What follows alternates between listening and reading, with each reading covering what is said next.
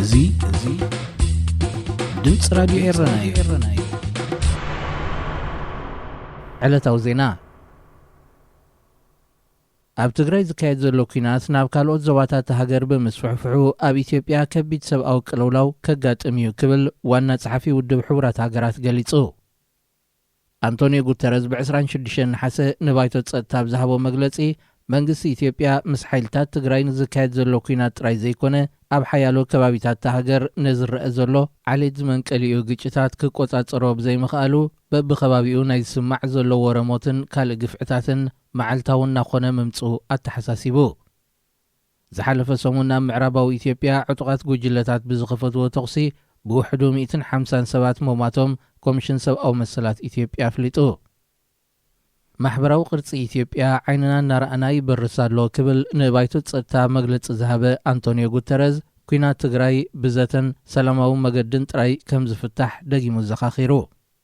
ኣብቲ ብኣሜሪካ፣ ብሪጣንያ፣ ኤስቶንያ፣ ፈረንሳ፣ ኣየርላንድን ኖርዌይን ብፍሉይ ንጉዳይ ኢትዮጵያ ክዘቲ ዝተጸውዐ ኣኼባ ኣሜሪካን ሕብረት ኤሮጳን መንግስቲ ኢትዮጵያ ንዝቐረበሉ እማመ ሰላም ብዘይምቕባሉን ረድኤት ናብ ግዳያት ንኸይባጻሕ ዕንቅፋት ፈጢሮን ብምባል ክነቕፉን ከለዉ ሓይልታት ትግራይ ናብ ክልላት ኣምሓራን ዓፈርን ምእታዎም ከዓ ሓላፍነት ክወስዱ ኣተሓሳሲቦም። ሩስያ፣ ቻይናን ህንድን በንጻሩ ጉዳይ ኢትዮጵያ ብፌደራላዊ መንግስቲ ኢትዮጵያን ውሽጣዊ ዓቕምን ክፍታሕ ዕድል ክወሃቦ ብስም ረድኤት ዝግበር ምትእትታው ከዓ ነቲ ኩነታት የብእስ እምበር ፍታሕ የምጽእን ብምባል ተቃውሞአን ገሊጸን። ኣብ መንጎ ፌደራላዊ መንግስቲ ኢትዮጵያን ሓይልታት ትግራይን ኩናት ካብ ዝውላዕ ባይቶ ጸጥታ በዚ ጉዳይ ክዘራረብ እዚ ንካልኣይ እዋን እዩ። ሕብረት ኣፍሪቃ ኣብ ቀርኒ ኣፍሪቃ ንዘሎ ቅልውላው ዝከታተል ፍሉይ ልኡኽ መዚዙ። ካብ ቤት ጽሕፈት ሕብረት ዝወፅእ ሓበሬታ ከም ዘመልክቶ ፕሬዚደንት ናይጀርያ ነበር ኦሉሴጉን ኦባሳንጆ ፍሉይ ልኡኽ ኮይኑ ከገልግል ከም ዝተመዘ ገሊጹ። ሕብረት ኣፍሪቃ ኣብታ ዋና ቤት ጽሕፈቱ ገይሩ ዝተደኮነላ ኢትዮጵያ ብኩናት ሓድሕድ ኣብ እትሕመሰሉ እዋን እውን እንተኾነ ስቕታ ምምራጹ ብሓያሎ ወገናት ነቐፌታ ክዘንቦ ጸኒሑ እዩ። ሓደ ካብ ቀንዲ ዕላማታት ሕብረት ሰላምን መረጋግእን ኣባል ሃገራት ምውሓስ ዝብል ዝርከቦ እኳ እንተኾነ ምዕራባውያን ሃገራት ድሕሪ ዝወስደኦ ስጉምቲ ምድጋፍ እንተዘይኮይኑ ናቱ ተበግሶ ኣይወስድን እዩ ተባሂሉ እዩ ዝንቀፍ።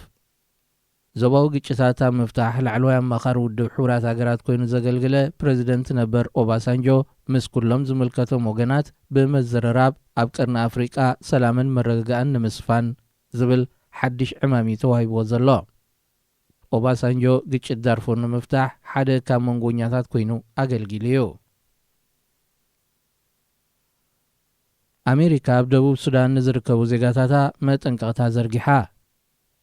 ኤምባሲ ኣሜሪካ ኣብ ደቡብ ሱዳን ኣብ ዘውፅኦ መጠንቀቕታ ኣብ ዝቕጽል መዓልታት ክካየድ ተወጢኑ ዘሎ ህዝባዊ ኣብያ ግጭት ከልዕልን ኣብ መንጎ ኣኽበርቲ ጸጥታን ሰልፈኛታትን ረጽሚ ክፍጠር ዓብ ተኽእሎ ስለ ዘሎን ዜጋታቱ ምንቅስቓሳቶም ክቕጥቡ ጸዊዑ። ኣቐድም ኣቢሉ ውድብ ሕቡራት ሃገራት ተመሳሳሊ መጠንቀቕታ ንኣባላቱ መሓላሊፉ እዩ። እዚ ብሲቪካውያን ማሕበራት ተጸዊዑ ዘሎ ሰላማዊ ሰልፊ ደቡብ ሱዳን ብሰላም ንኽካየድን ሰልፈኛታት ከዓ ጎነጽ ካብ ምርኣይ ክቕጠቡን ሓበሬታ ይወሃብ እኳ እንተሎ መንግስቲ እቲ ሃገር እቲ ሰልፊ ከይካየድ ኣጊድዎ ስለ ዘሎ ሓይልታት ጸጥታ ብጎነጽ ክብትንዎ ክፍትኑ እዮም ዝብል ስግኣት ሰፊኑ ይርከብ። ኣሜሪካ ብሰንኪ ለበዳ ኮቪድ-19 ገበን ምጭዋይ ወጻእተኛታትን ግጭት ሓድሕድን ዜጋታታ ናብ ደቡብ ሱዳን ከይገሹ ከተጠንቅቓ ጸኒሓ። ክቡራት ሰማዕትና ዜና ብዝተፈጺሙሎ ሬድዮ ኤረና ሬድዮ ኤረና ካብ ከተማ ፓሪስ ዝመሓላለፍ ብኤርትራውያን ጋዜጠኛታት ዝዳሎ ነፃ ሬድዮ እዩ።